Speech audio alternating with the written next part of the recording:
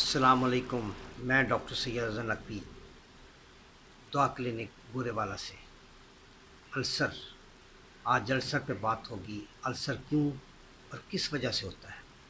اس سے پہلے کہ میں اپنی بات شروع کروں، آپ سے التماس ہے کہ میرے چینل کو سبسکرائب کر لیجئے اور بیل آئیکن کو دبا لیجئے تاکہ آنے والی ویڈیوز آپ تک پہنچتی رہیں۔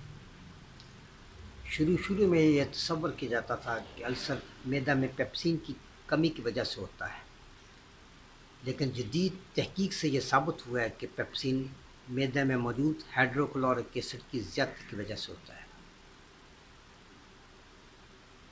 السر معدہ یا ڈیڈونیم دونوں جگہ میں کہیں بھی ہو سکتا ہے، یا دونوں جگہ اکٹھا بھی ہو سکتا ہے۔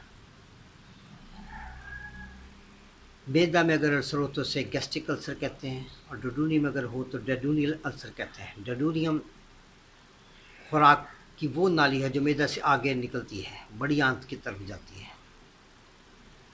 اگر السر دونوں جگہ موجود ہو تو اسے پیپٹک السر کہتے ہیں۔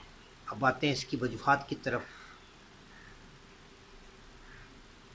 معدہ میں تیزابیت کا زیادہ ہونا، معدہ میں میکوسا کی تہ کا کم ہونا۔ میکوسا وہ لیکوڈ ہے جو معدہ کو تیزابیت سے محفوظ رکھتا ہے۔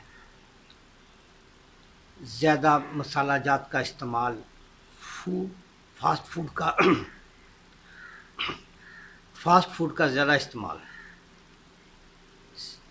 ذہنی کام کاج میں پریشان رہنا، یا زیادہ تر خالی پیٹ رہنا، سگریٹ نوشی، چائے نوشی یا شراب نوشی کرنا، پین کلر ادویات کا زیادہ استعمال بھی معدہ میں السر کا سبب بنتا ہے۔ اب آتے ہیں اس کی علامات کی طرف۔ معدہ میں درد ہونا، پیٹ میں جلن ہونا، اپھارا، قے، متلی ہونا، بھوک کا کم لگنا، وزن کا بہت تیزی کے ساتھ کم ہو جانا اس کی علامات میں شامل ہے۔